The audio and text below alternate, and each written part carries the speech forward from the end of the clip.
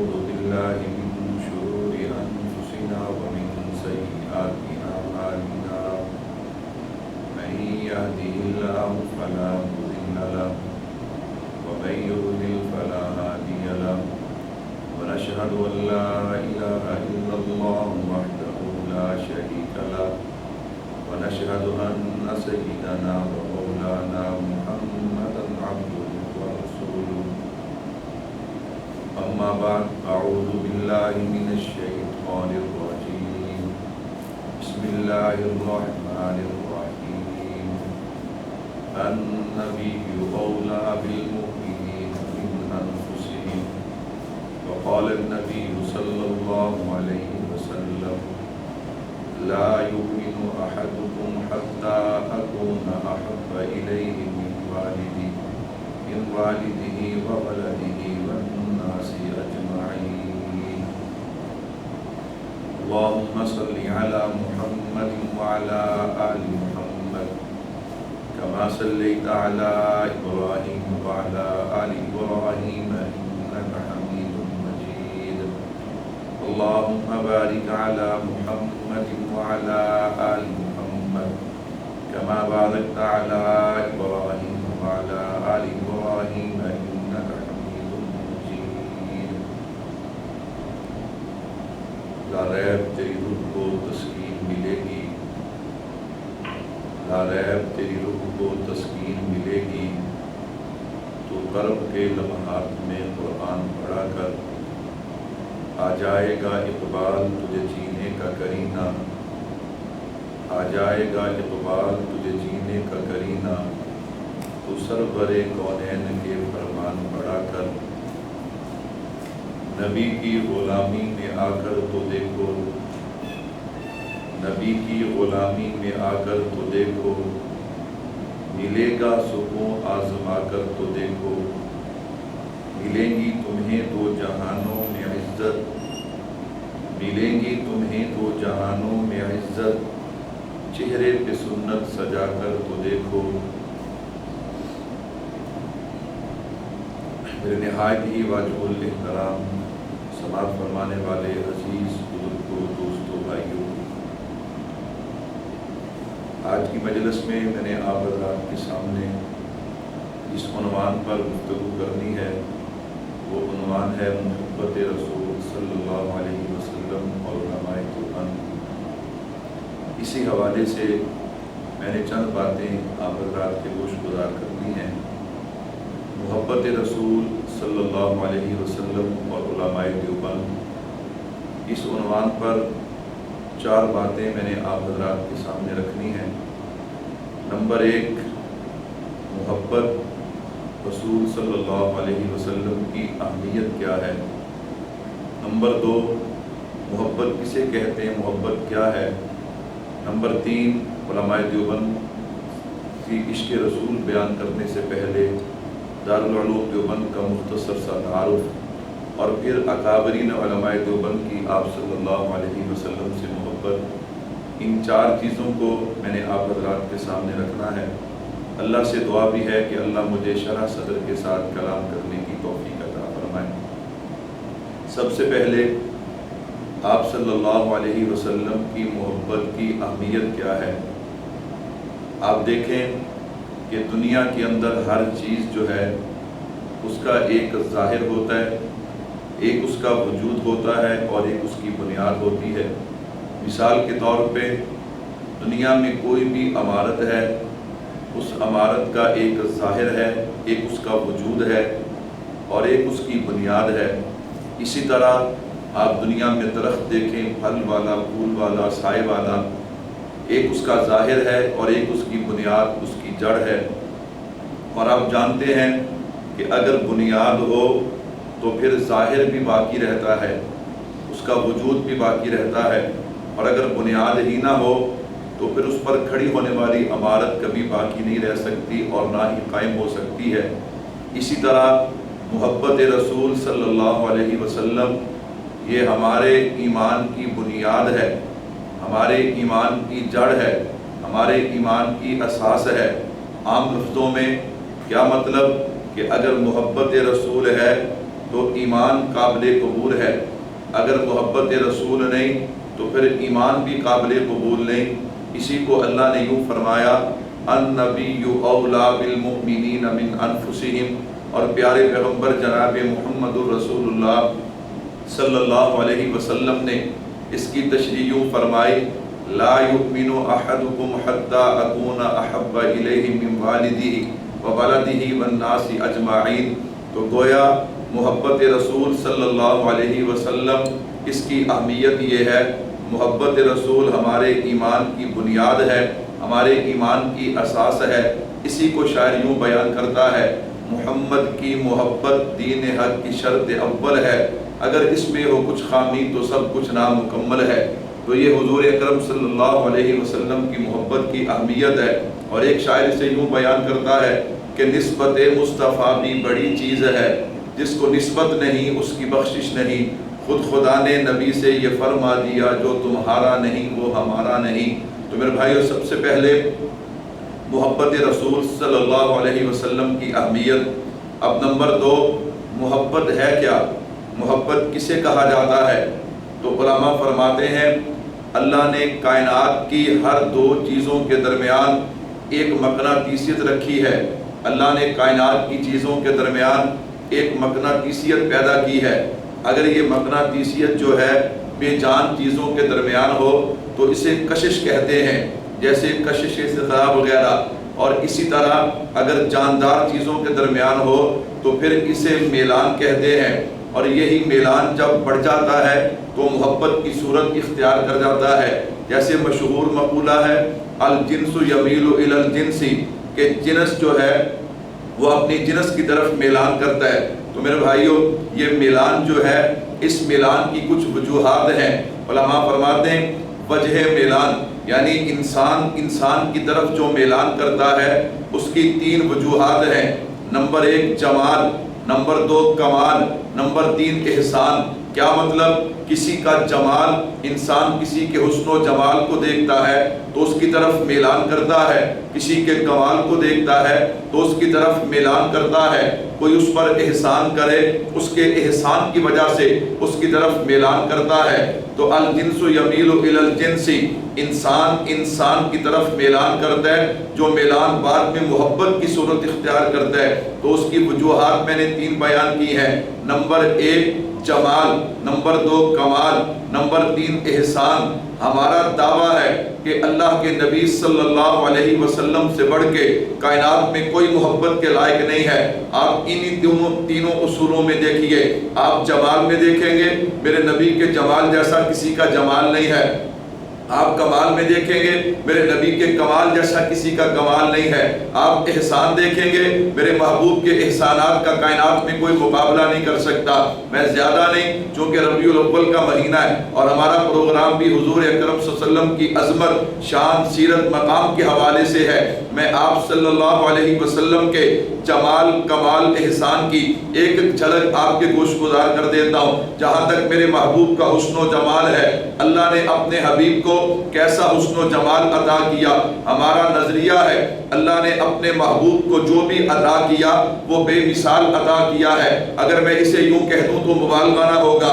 اللہ نے اپنے محبوب کو قبیلہ دیا، بے مثال دیا، خاندان دیا، بے مثال دیا، والدین دیے، بے مثال دیے، ازواج اور بنات دی ہیں تو بے مثال دی ہیں۔ اللہ نے اپنے محبوب کو نواسے دیے، بے مثال دیے ہیں۔ اللہ نے اپنے محبوب کو کلمہ، نماز، روزہ، حج، زکوٰۃ، جہاد دیے تو بے مثال دیے ہیں۔ اللہ نے اپنے محبوب کو علم، عمل، حلم، اخلاق، کردار دیا تو بے مثال دیا ہے۔ اللہ نے اپنے محبوب کو صداقت، عدالت، شرافت، لیاقت، ذہانت، امامت، حکمت، بصیرت دی ہے تو بے مثال دی ہے۔ اللہ نے اپنے محبوب کو چہرہ دیا تو بے مثال دیا ہے، زلفیں دی ہیں تو بے مثال دی ہیں، سینہ دیا تو بے مثال دیا ہے، ہاتھ اور پاؤں دیے ہیں تو بے مثال دیے ہیں۔ اللہ نے اپنے محبوب کو اخلاق اور کردار دیے تو بے مثال دیے ہیں۔ اللہ نے اپنے محبوب کو صحابہ دیے، بے مثال دیے، اہل بیت دیے، بے مثال دیے، امت دی ہے تو بے مثال دی ہے۔ اسی طرح اللہ نے اپنے محبوب کو صورت بھی دی ہے تو بے مثال عطا کی ہے۔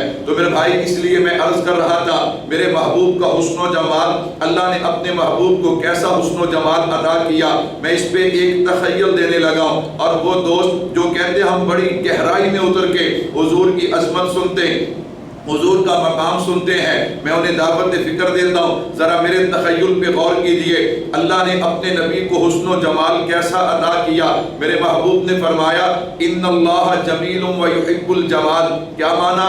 اللہ خوبصورت ہے اور خوبصورتی کو پسند کرتے ہیں۔ اور دوسری جگہ یوں ارشاد فرمایا انا حبیب اللہ، مجھے اللہ کا حبیب کہا جاتا ہے۔ اللہ خوبصورت ہے، خوبصورتی کو پسند کرتے ہیں، اس لیے اللہ نے کلام پاک میں یوں فرمایا لَقَدْ خَلَقْنَا الْإِنسَانَ فِي أَحْسَنِ تَقْوِيمٍ، اے انسان میں نے تجھے خوبصورت بنایا۔ کیوں؟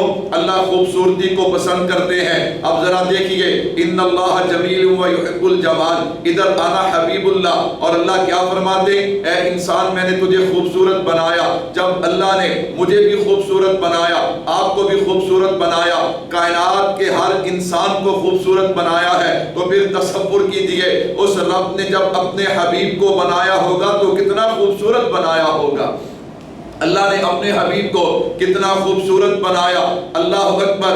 آئیے میں تو طالب علم، میں بڑوں کے دروازے پہ آپ کو لے کے جاتا ہوں تاکہ پتہ چلے اللہ نے اپنے حبیب کو کتنا خوبصورت بنایا، اور ہم سن کے اپنے ایمان کو تازہ کریں۔ اللہ نے اپنے حبیب کو کتنا خوبصورت بنایا۔ حضرت انس بن مالک رضی اللہ تعالیٰ، حضرت انس فرماتے ہیں یاد رکھو کائنات میں جتنے بھی نبی آئے، ہر نبی آواز اور صورت کے حوالے سے حسین ہوتے تھے، اللہ اکبر، لیکن کملی والے اللہ نے حضور کو اللہ اکبر آواز اور حسن چہرے کے حوالے سے، حسن کے حوالے سے سب سے احسن بنایا ہے۔ اسی طرح حضرت ابو ہریرہ رضی اللہ تعالیٰ عنہ کے پاس چلتے ہیں، آپ حافظ الحدیث ہیں، آپ نے سب سے زیادہ نبی کی احادیث کو یاد کیا ہے، تو جس بندے نے سب سے زیادہ نبی کی احادیث کو یاد کیا ہے انہیں حضور کی مجلس بھی زیادہ ملی۔ جب حضور کی مجلس زیادہ ملی تو حضور کے چہرے کا دیدار بھی زیادہ کیا۔ حضرت آپ بتائیے نا اللہ نے اپنے محبوب کو کیسا حسن و جمال دیا۔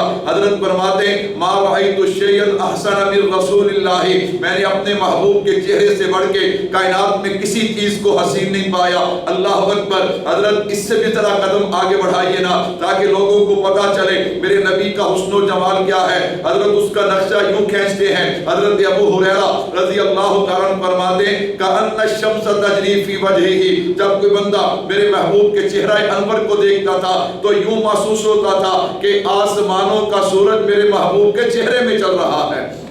اللہ نے اپنے نبی کو کیسا حسن و جمال عطا کیا، اللہ نے اپنے محبوب کو کیسا بنایا۔ حضرت عبداللہ بن رواحہ رضی اللہ تعالیٰ عنہ فرماتے ہیں، فرمایا دنیا والوں اللہ اپنے نبی کو اگر کوئی اور معجزہ نہ بھی عطا کرتے، اللہ نے اپنے محبوب کو جو چہرہ عطا کیا تھا یہی نبوت کی دلیل کے لیے کافی تھا۔ اللہ نے اپنے محبوب کو ایسا چہرہ عطا کیا، اللہ اکبر۔ ان حضرات صحابہ کرام نے تو چند ایک لوگوں کو دیکھا، چند ایک شہر یا چند ایک ملک دیکھے۔ آئیے جبرائیل امین کے پاس چلتے، جبریل تو بتانا اللہ نے اپنے حبیب کو کیسا بنایا۔ جبرائیل امین فرماتے ہیں میں نے حضرت آدم سے حضرت عیسیٰ علیہ السلام تک سب نبیوں کا دیدار کیا ہے، میں نے کائنات کے سبھی لوگوں کو دیکھا، سب حسین و جمیلوں کو دیکھا، میں مشرق سے مغرب تک، شمال سے جنوب تک گیا ہوں۔ جبریل تیرا فیصلہ کیا ہے؟ جبریل کہتا ہے فلم اجد رجلا افضل من محمد، میں نے محمد عربی صلی اللہ علیہ وسلم سے زیادہ افضل شان والا کسی کو نہیں دیکھا۔ اس لیے شاعر کہتا ہے یہ جلوہ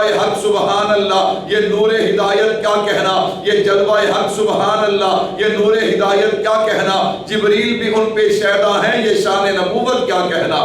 تو اللہ نے اپنے حبیب کو کیسا بنایا، یہ تو حضرات صحابہ کرام تھے۔ میں بات کو تھوڑا سا آگے بڑھاؤں، اللہ نے اپنے حبیب کو کیسا بنایا۔ میں نے کہا چلنا حضرت حسان سے پوچھ لیتے ہیں۔ حضرت حسان فرماتے ہیں وَأَحْسَنَ مِنْكَ لَمْ تَرَ قَطُّ عَيْنِي وَأَجْمَلَ مِنْكَ لَمْ تَلِدِ النِّسَاءُ خُلِقْتَ مُبَرَّأً مِنْ كُلِّ عَيْبٍ كَأَنَّكَ قَدْ خُلِقْتَ كَمَا تَشَاءُ۔ اللہ نے اپنے حبیب کو کیسا بنایا۔ حافظ شیرازی سے پوچھتے ہیں، حافظ صاحب فرماتے ہیں یا صاحب الجمال و یا سید البشر من وجهك المنیر लक़द नुफ़िरल कम ला युमकिनु सना कमा कान हक़्क़ुहु बाद खुदा। बुजुर्ग कोई किस्सा मुख्तसर अल्लाह ने अपने हबीब को कैसा बनाया। हजरत शेख सादी से पूछते हैं, शेख सादी फरमाते बलगल उला बि कमालिही कशफत तुजा बि जमालिही हसनत जमीउ खिसालिही सल्लु अलैहि व आलिही। अल्लाह ने अपने हबीब को कैसा बनाया। हजरत पीर मेर अली शाह साहब रहमतुल्लाह अलैह फरमाते हैं, इस सूरत नू मैं जान आखा, जान आखा के जाने जहान आखा, सच आखा ते रब्बी शान आखा, जे शान तू शाना सब बनिया। सुभान अल्लाह मा अजमला का मा अहसना का मा अकमला का। किथे मेहरे अली किथे तेरी सना गुस्ताख हकीकत जा लगियां। अल्लाह ने अपने हबीब को कैसा बनाया। कायनात हुस्न फैली तो लामहदूद थी, सिमटी तो एक तेरा नाम बन के रह गई। हसीना जमीला ना मुंह मोड़ देता, मोहम्मद बना रब कलम तोड़ देता। आइए उलमाए देवबंद के सबूत हमारे अकाबरीन में से हजरत सैयद नफीसुल हुसैनी शाह साहिब रहमतुल्लाह अलैह के पास चलते हैं। हजरत ने कलम उठाया और कमाल कर दिया। अल्लाह ने अपने हबीब को कैसा बनाया। हजरत फरमाते हैं, ए रसूल अमी खातमुल मुरसलीन तुझसा कोई नहीं, तुझसा कोई नहीं है अकीदा ये अपना बसिद को यकीन, तुझसा कोई नहीं, तुझसा कोई नहीं। तो मेरे भाइयों सबसे पहली वजह मिलान की जो है, किसी से कोई मोहब्बत करता है उसकी वजह जमाल है। अल्लाह अकबर। तो मेरे महबूब जैसा हुस्न जमाल अल्लाह ने कायनात में किसी को अता नहीं किया। आइए जमाल के बाद कमाल की तरफ चलते हैं। जैसे मेरे नबी के जमाल का कोई मुकाबला नहीं कर सकता, इसी तरह मेरे नबी के कमाल का भी कोई मुकाबला नहीं कर सकता। अल्लाह ने अपने महबूब को जो कमालात अता किए, जिन्हें नबी के मोजज़ात कहा जाता है, अल्लाह ने अपने नबी को जो कमाल जो मोजज़ात अज़मत शाने अदा की हैं, अल्लाह अकबर। अगर मैं उनकी तफसीलात में जाऊं फिर तो लंबा वक्त चाहिए, मैं सिर्फ इशारतन ताकि बात समझ आए। मेरे नबी के कमाल, मेरे नबी की अज़मत क्या है, मैं तो अपने नबी की अज़मत को यूं बयान किया करता हूं, अपने नबी के कमालात को यूं बयान किया करता हूं। ये मेरे नबी का मकाम है कि जो हुजूर अनवर हैं, दो जहां के पैगंबर हैं, महबूब रब अनवर हैं, जो शाफी महशर साक़ी कौसर खुल्क़े अज़ीम रहमतल लिल आलमीन है, जो कायनात में बरतर है, महबूब रब अकबर है, खुदा की कसम तमाम अंबिया के अफसर हैं। अल्लाह ने अपने महबूब को कैसा मकाम दिया, कैसे कमालात दिए हैं। हाँ, उनका कमाल, उनकी अज़मत क्या है। अगर इस तालिब इल्म से पूछेगा, मैं तो यूं कहा करता हूं कि जो हसीन है, दिल नशीन है, महजबीन है, बेहतरीन है, बिल यकीन है, जो साहबे जमाल है, साहबे कमाल है, रहमत से माला माल है, फजले जलाल है, जनाबे आमीना के लाल है। अल्लाह ने अपने महबूब को क्या कमालात अता किए हैं। दूसरी वजह किसी से मोहब्बत जो की जाती है उसकी दूसरी वजह क्या है, वो कमाल है। मेरे महबूब के कमालात क्या हैं। ये मेरे महबूब का कमाल है कि मेरे महबूब को अल्लाह ने अज़मत शान कितनी दी है। अगर आप हाँ करें तो चीज़ हलाल होती है, अगर आप बोलें तो अल्लाह का कुरान बनता है, अगर हाँ करें तो चीज़ हलाल होती है। ये मेरे महबूब का मकाम है। अगर नजर उठाएं आसमान को बुलंदियां मिलती हैं, नजर झुका दें जमीन को वुसअतें मिलती हैं, चेहरा जाहिर कर दें दिन को उजाला मिलता है, जुल्फे बखेर दें रात को अंधेरा मिलता है, बुराक पे सवार हों तो मिराज होता है, सिद्दीक के कंधे पे आ जाएं तो हिजरत होती है। ये मेरे महबूब का मकाम है। पसीना आ जाए गुलशन महकने लगते हैं, ये मेरे महबूब का मकाम है। कमली वाला मुस्कुरा दे तो जन्नत को बहारें मिल जाती हैं। मेरे भाइयों अल्लाह ने अपने महबूब को कितने कमालात से नवाजा है। ये मेरे महबूब की अज़मत है, ये मेरे महबूब का मुजज़ा है, ये मेरे महबूब के कमालात हैं। जब तक मेरे नबी दुनिया में नहीं आए हर तरफ खिज़ा ही खिज़ा है। मेरे महबूब ने कायनात में कदम रखा, अल्लाह ने खिज़ा को बहार में बदल दिया।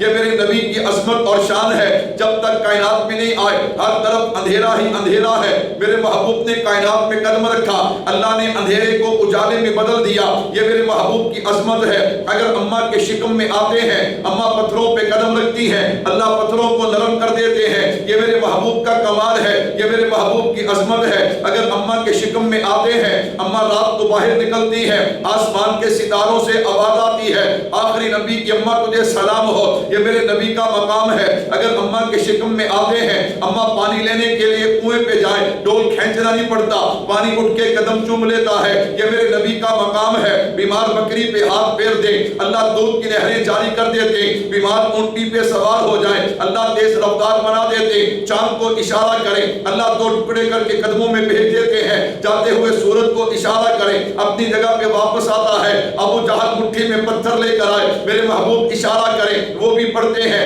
اشہد ان لا الہ الا اللہ و اشہد ان محمدن عبدہ و رسولہ۔ میرے نبی کا مقام کیا ہے؟ میرے محبوب کے قدموں میں ذرہ آئے ستارہ بنتا ہے، چھوٹا آئے بڑا بنتا ہے، بد تہذیب آئے با تہذیب بنتا ہے، بد اخلاق آئے با اخلاق بنتا ہے، عرب کے بدو آئے زمانے کے امام بنتے ہیں۔ یہ میرے نبی کا مقام اور کمال ہے کہ میرے نبی کے قدموں میں اگر کالے رنگ کا بلال آئے، چلتا فرشوں پہ ہے، آواز اللہ کے عرشوں پہ آتی ہے۔ اللہ نے اپنے محبوب کو جمال دیا، جمال بھی بے مثال، کمال دیا، کمال بھی بے مثال۔ اسی طرح اگر آپ محبوب کے احسان کو دیکھیے، میرے محبوب کے احسان، جب تک میرے محبوب دنیا میں تشریف نہیں لائے تو میرے محبوب کے آنے سے پہلے انسان کو حقوق اللہ کا علم بھی نہیں، حقوق العباد کا علم بھی نہیں۔ وہ رب کا گھر جسے بیت اللہ کہا جاتا ہے، اللہ اکبر، وہاں اس کا ننگے طواف کرتے ہیں، 360 بت جو ہیں ان کی عبادت ہو رہی ہے، اور حقوق العباد، نہ والد کا حقوق، نہ والدہ کے حقوق، بیٹی کو پیدا ہوتے زندہ دفن کر دیا جاتا، نہ مزدور کے حقوق، نہ یتیم کو کوئی پوچھنے والا، نہ مسکین کو کوئی پوچھنے والا۔ عجیب حالات ہیں، جانوروں تک ظلم ہوتا تھا، لیکن یہ میرے محبوب کا احسان ہے۔ اللہ کے نبی دنیا میں آئے، یتلو علیہم آیاتہ ویزکیہم ویعلمہم الکتاب والحکمہ۔ تو میرے بھائیوں، میرے محبوب کا یہ احسان ہے، انسان کو حقوق اللہ کی پہچان بھی ہوئی،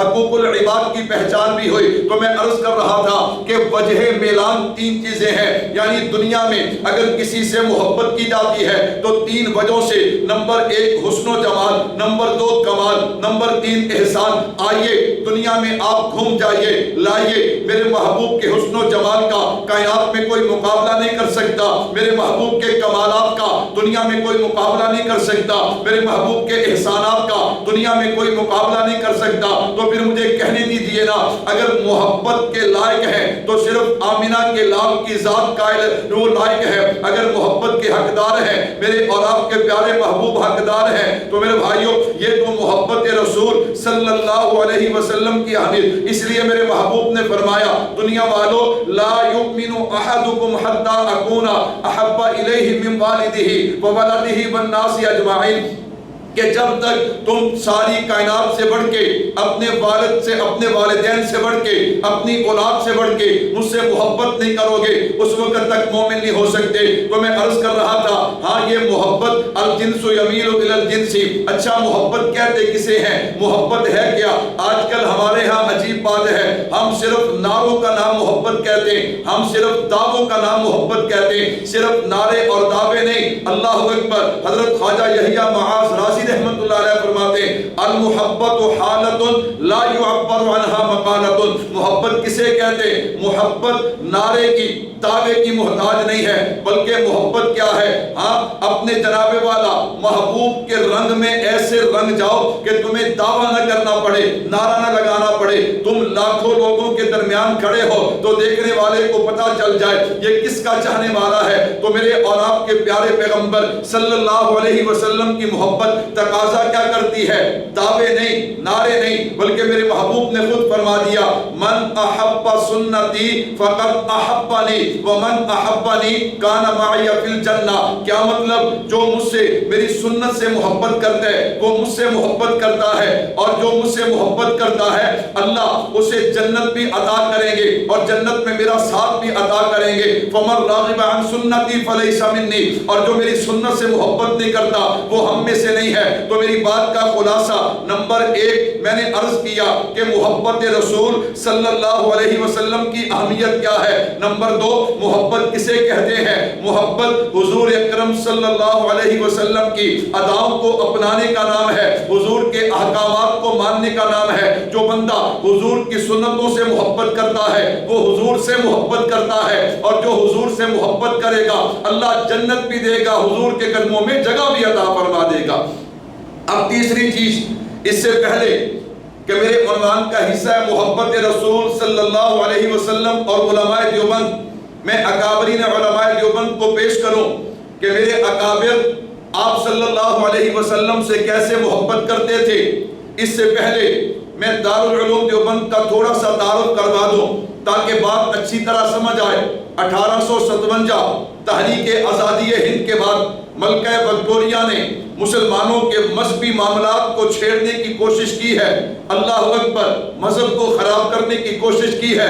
حضرت نانوتوی نے فرمایا ملکہ وکٹوریہ اگر تو ہمارے مذہبی معاملات کو چھیڑ رہی ہے اور خراب کرنے کی کوشش کر رہی ہے تو یاد رکھ میں بھی ایک ایسے ادارے کی بنیاد رکھنے جا رہا ہوں جو قیامت کی صبح تک دین کی اشاعت بھی کرتا رہے گا، دین کا دفاع بھی کرتا رہے گا۔ حضرت مولانا حبیب الرحمن عثمانی رحمت اللہ علیہ فرماتے ہیں جب دارالعلوم دیوبند کا سنگ بنیاد رکھا گیا، اس کا آغاز کیا گیا، اس سے پہلے علماء جمع ہوئے، حضرات جمع ہوئے مشورہ کرنے کے لیے، جتنے لوگ بھی اس میں جمع ہوئے نا، اللہ نے تمام کو خواب اور الہام کے ذریعے ان کے دل و دماغ میں یہ بات اتاری کہ دارالعلوم یہاں پہ ایک مدرسے کا قیام ہونا چاہیے، ہندوستان میں ایک مدرسے کی بنیاد رکھنی چاہیے۔ اللہ اکبر۔ حضرت مولانا قاسم نانوتوی فرماتے ہیں میں نے خواب دیکھا میں بیت اللہ کی چھت پہ کھڑا ہوں اور میرے ہاتھوں کی 10 انگلیاں 10 پانی کے چشمے جاری ہو گئے۔ اسی طرح اللہ اکبر دیگر اکابرین جو ہے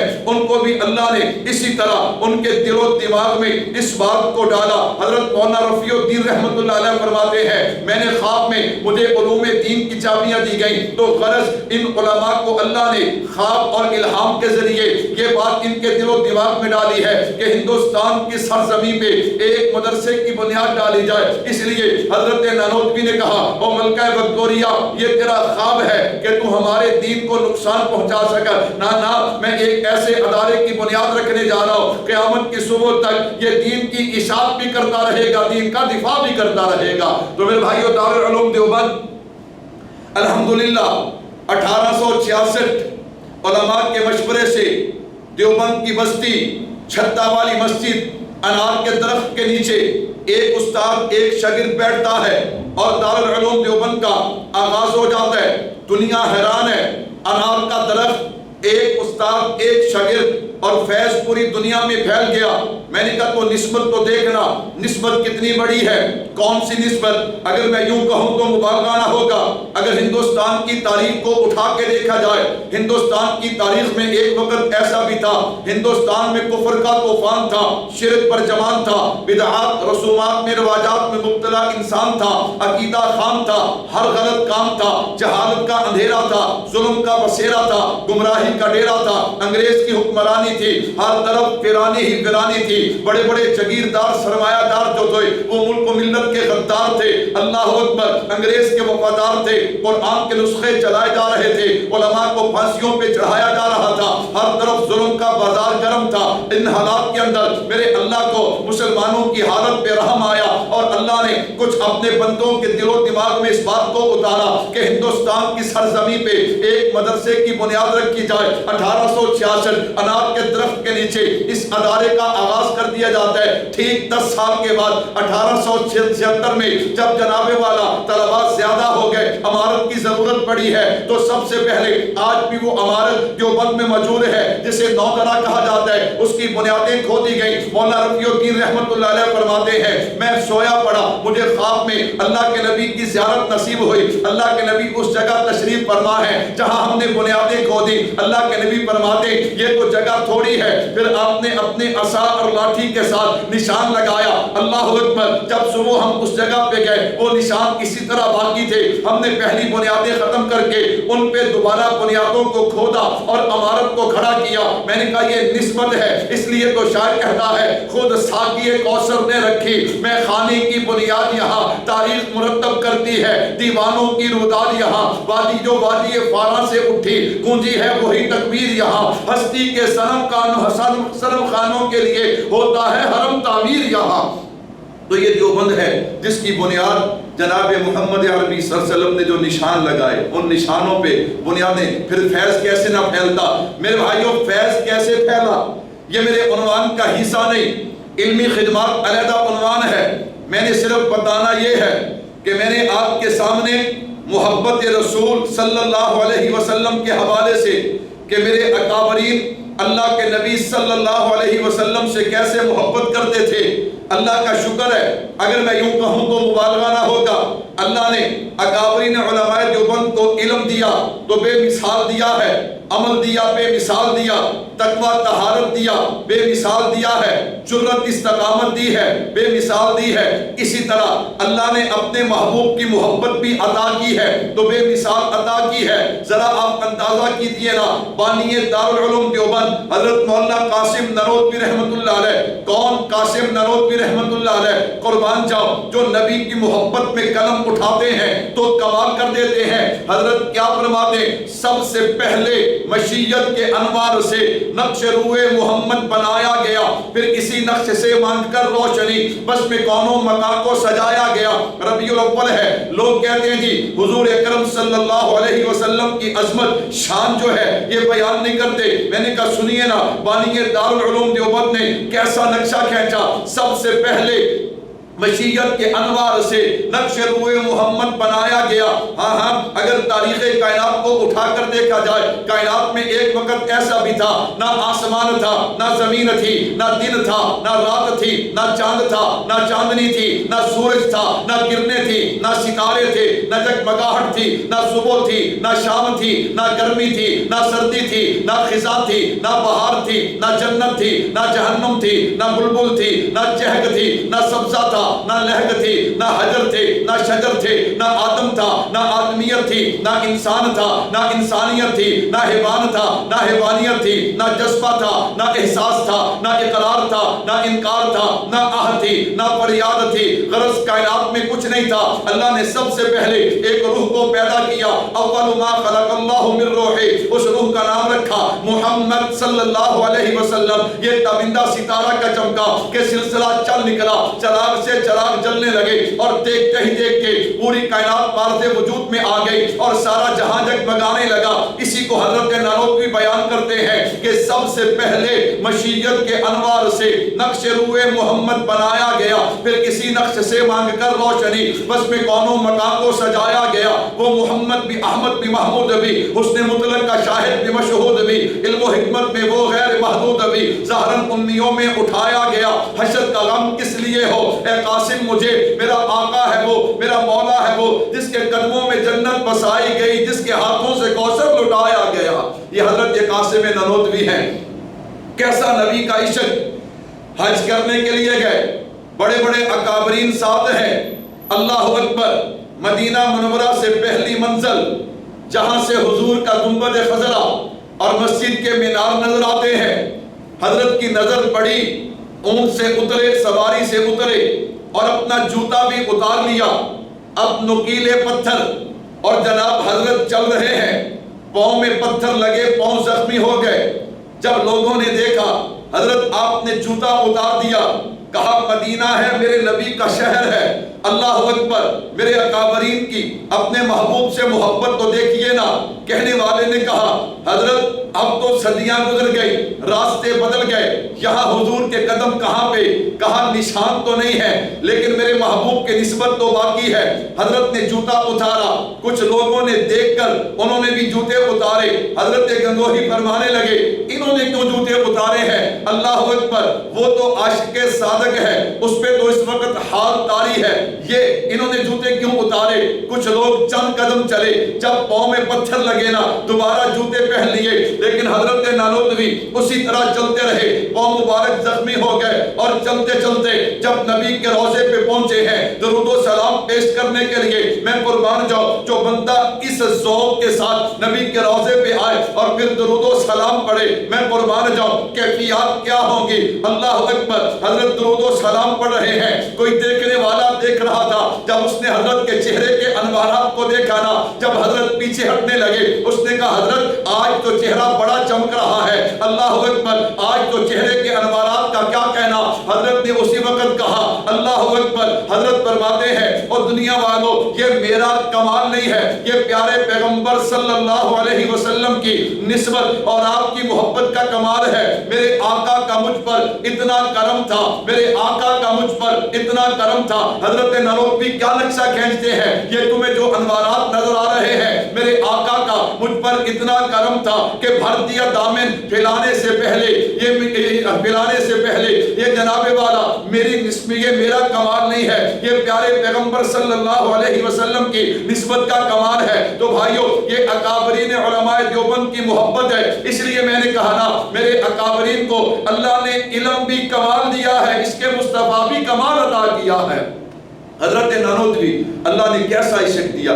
آپ حضرات مشہور واقعہ سنتے ہیں اکابرین سے، انگریز آپ کی تلاش میں، لوگوں نے کہا حضرت چھپ جائیے، حضرت چھپ گئے، 3 دنوں کے بعد واپس نکلے، لوگوں نے کہا جی ابھی بھی تلاش کر رہے ہیں، فرمایا تمہیں کس نے کہا میں انگریز کے ڈر سے چھپاؤں؟ میں تو اس لیے چھپا کہ میرے محبوب 3 دن غار ثور میں ٹھہرے، میں نے کہا نانوتوی پتہ نہیں دوبارہ موقع ملے گا کہ نہیں، چلو اس سنت پہ بھی عمل کر لو۔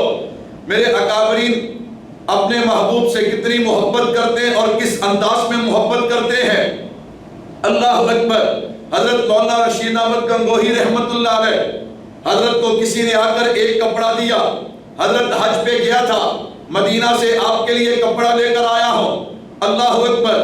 حضرت نے کپڑا لیا، مدینے کی یاد نے بے قرار کر دیا، آنکھوں میں آنسو آئے، اس کپڑے کا بوسہ لیتے، کبھی آنکھوں سے لگاتے، دیکھنے والے نے دیکھ کر کہا حضرت یہ کپڑا تو فلاں جگہ پہ بنا، مدینے میں آ کے بکا، اس نے خرید کر آپ کو دے دیا، آپ اتنے بے قرار کیوں ہو رہے ہیں، یہ کوئی مدینے میں تو نہیں بنا؟ حضرت فرماتے تجھے کس نے کہا میں کپڑا چومتا ہوں؟ میں کپڑا نہیں چومتا، میں تو اس پہ لگنے والی مدینے کی ہوا کو چوم رہا ہوں، اللہ اکبر۔ میرے اکابرین اپنے محبوب سے کیسی محبت کرتے ہیں، آئیے ذرا حضرت مولانا انور شاہ کشمیری رحمت اللہ علیہ، میرے بھائیوں میٹھی میٹھی سنتوں پہ عمل کرنا اور صرف دعوے نعرے یہ تو آسان ہے، لیکن اپنے محبوب کی محبت میں آ کے قربانی دینا، یہ اللہ نے علماء دیوبند کو یہ نعمت عطا کی ہے، اللہ اکبر۔ مشہور واقعہ بہاولپور کا، ایک عورت مسلمان، اس کا خامد مرتد ہو گیا، مرزائی ہو گیا، وہ نواب بہاولپور کے پاس گئی ہے، اس نے مقدمہ عدالت کو دے دیا۔ اب جناب قادیانیوں نے اپنا پورا زور لگایا کہ ہم نے یہ مقدمہ جیتنا ہے، لیکن ان کی بھول ہے کہ محمد عربی صلی اللہ علیہ وسلم کے غلاموں سے کوئی جیت جائے، یہ ہو نہیں سکتا۔ حضرت کشمیری کو اطلاع ملی، حضرت نے تیاری کی ہے، حضرت نے فرمایا میں بہاولپور جاؤں گا، بیماری کی حالت ہے، سخت موسم ہے، حضرت نے تیاری کی ہے، اللہ اکبر۔ حضرت کے شاگرد بھی ہیں، مرید بھی ہیں، ایسے لوگ بھی ہیں کہ جس کو بھی بھیجتے وہ آ کر یہاں پہ مقابلہ کرتا، دلائل دیتا، لیکن حضرت نے فرمایا میں خود جاؤں گا۔ حضرت آئے، علماء نے بڑی عجیب بات لکھی ہے، جب بندہ قربانی دیتا ہے اللہ پھر عزتیں بھی عطا کرتے ہیں۔ حضرت ٹرین پہ آئے، ملتان سے بہاولپور کی ٹرین تبدیل کرنی ہے، آپ نے کلی دیکھا تاکہ جلدی جلدی کتابیں سامان دوسری ٹرین میں چلا جائے، دیکھا تو ایک سکھ کلی کھڑا تھا، اسے بلایا کہ میری کتابیں اٹھا کے دوسری ٹرین میں رکھ دینا، وہ کتابیں بھی اٹھاتا ہے، حضرت کا چہرہ بھی دیکھتا ہے، دیکھتے دیکھتے قریب ہوا، حضرت کو کہتا ہے کہ آپ بہاولپور بعد میں جانا، مجھے کلمہ پڑھا کے حضور کا غلام پہلے بنا دو۔ سبحان اللہ، کیسی بات ہے۔ حضرت نے کلمہ پڑھایا، مولانا خدا بخش رحمت اللہ علیہ حضرت مدنی کے خلفاء میں سے تھے، کہا ملتان ان کے پاس چلے جانا، باقی دین کی باتیں وہ سکھا دیں گے۔ اب ٹرین تو چلی گئی، باقی سکھ جو ہیں وہ اس سکھ کو کہنے لگے تجھے کیا ہوا، تو بار بار ان کے چہرے کو دیکھ رہا تھا اور تو نے کلمہ بھی پڑھ لیا۔ وہ عجیب بات کہتے ہیں میں ان کے چہرے کو دیکھ کر میں تو اس بات پہ حیران ہوں کہ اگر 1400 سال کے بعد ایک عالم، اس امت کا ایک عالم اتنا حسین ہے تو وہ نبی کتنے حسین ہوں گے۔ خیر حضرت بہاولپور تشریف لے گئے، 3 گھنٹے حضرت عدالت میں کھڑے ہو کے ختم نبوت پہ دلائل دیتے ہیں۔ محبت دیکھیے نا کیسی کمال کی محبت ہے۔ اور ایک دن چلتے چلتے اللہ اکبر دلائل دیتے دیتے حضرت نے کتاب کو بند کر دیا اور حضرت کیا کہتے، جلال الدین شمس جو ان کی طرف سے وکیل تھا، ان کی طرف سے دلائل دینے والا، اسے کہنے لگے دلائل چھوڑ، میری بات کو قبول کر، میں تجھے چیلنج کرتا ہوں، میرے چیلنج کو قبول کر۔ اس نے کہا جی کیا چیلنج ہے؟ کہا تو آنکھیں بند کر، میں تجھے ابھی مرزا قادیانی جہنم میں جلتا ہوا دکھا سکتا ہوں۔ لیکن اس نے چیلنج قبول نہیں کیا۔ عدالت کا وقت ختم ہوا، حضرت باہر نکلے، ایک شخص آیا، آ کر کہنے لگا حضرت آج تو آپ نے عجیب جملہ کہہ دیا، اللہ اکبر، اگر وہ آپ کے چیلنج کو قبول کر لیتا پھر آپ کیا کرتے؟ حضرت کا جواب سنیے، حضرت نے فرمایا کیا کرتا؟ اللہ کی قسم آنکھیں بند کرنا اس کا کام تھا، جہنم میں جلتا ہوا مرزا قادیانی قادیانی دکھا دینا یہ میرے خدا کا کام تھا۔ کہا سنو، اس وقت انور شاہ کشمیری نہیں بول رہا تھا، بلکہ اس وقت نبی کی ختم نبوت کا وکیل بول رہا تھا۔ یہ میرے اکابرین کی اپنے محبوب سے محبت ہے۔ ہاں دلائل پورے ہو گئے، فیصلہ محفوظ ہو گیا، حضرت واپس آئے، اب اپنے مریدوں کو، اپنے شاگردوں کو جمع کیا، کہا یار تم ناراض تو ہوگے کہ میں اس عالم میں، بڑھاپے میں، بیماری میں گیا، تمہیں کیوں نہیں بھیجا؟ کہا بھائیو میں اس لیے گیا کہ کل قیامت میں اگر حضور پوچھ لیتے انور شاہ کشمیری بیمار تھا لیکن سانسیں تو چل رہی تھی، تو میری ختم نبوت کے دفاع کے لیے کیوں نہیں آیا؟ تو میں کیا جواب دوں گا؟ میں چل پڑا کہ جہاں مر جاؤں وہیں پہ دفن کر دینا، یہ تو کہہ سکوں گا اللہ کے نبی میں چلا تھا لیکن میری زندگی نے وفا نہیں کی ہے۔ یہ میرے اکابرین ہے، اکابرین علماء دیوبند، اور عجیب وصیت کی ہے، فرمایا میری زندگی میں فیصلہ آئے تو ٹھیک ہے، اور اگر میرے مرنے کے بعد فیصلہ آئے تو میری قبر پہ کھڑے ہو کے فیصلہ سنائیے۔ 1933 حضرت کی وفات ہے، 1935 میں فیصلہ آیا، مولانا محمد صادق صاحب بہاولپور سے چلے ہیں اور جناب والا وہ فیصلہ حضرت کی قبر پہ کھڑے ہو کے سنایا۔ کیسا منظر ہوگا، آسمان بھی تڑپ گیا ہوگا، زمین نے بھی پہلی بار یہ نظارہ دیکھا ہوگا، ایک عاشق قبر کی لاحت میں اتر گیا، دوسرا اوپر کھڑا ہے، اور فیصلہ کیا ہے؟ میں نے کہا فیصلہ یہ ہے، مولانا صادق صاحب نے پڑھ کے سنایا ہوگا، حضرت نبی کے دشمن ہار گئے اور نبی کے غلام جیت گئے ہیں۔ یہ میرے اکابرین کی جناب محمد عربی صلی اللہ علیہ وسلم سے محبت ہے۔ اگر میں واقعات سناتا جاؤں ایک لمبی فہرست ہے، بس اپنی بات کو سمیٹنا چاہتا ہوں۔ محبت رسول صلی اللہ علیہ وسلم یہ بنیاد ہے، یہ جڑ ہے، یہ اساس ہے۔ آئیے میں اور آپ دعویٰ نہ کریں بلکہ اپنے عمل سے ثابت کریں کہ ہمیں حضور اکرم صلی اللہ علیہ وسلم سے محبت ہے، اور میرے محبوب نے بھی یہی فرمایا من احب سنتی فقد احبنی ومن احبنی کان معی فی الجنہ۔ ہاں جب تک ہم دعوے نعرے کرتے رہیں گے لیکن سنت پہ عمل نہیں کریں گے اس وقت تک بات بنے گی نہیں، اور جب سنت پہ عمل کریں گے انشاءاللہ پھر محبت کی مٹھاس بھی نصیب ہوگی۔ اللہ اس محبت کی وجہ سے ہماری دنیا بھی بنا دیں گے، آخرت بھی بنا دیں گے۔ اللہ ہم سب کو صحیح معنوں میں حضور سے محبت کرنے کی توفیق عطا فرمائے۔ وما علینا الا البلاغ۔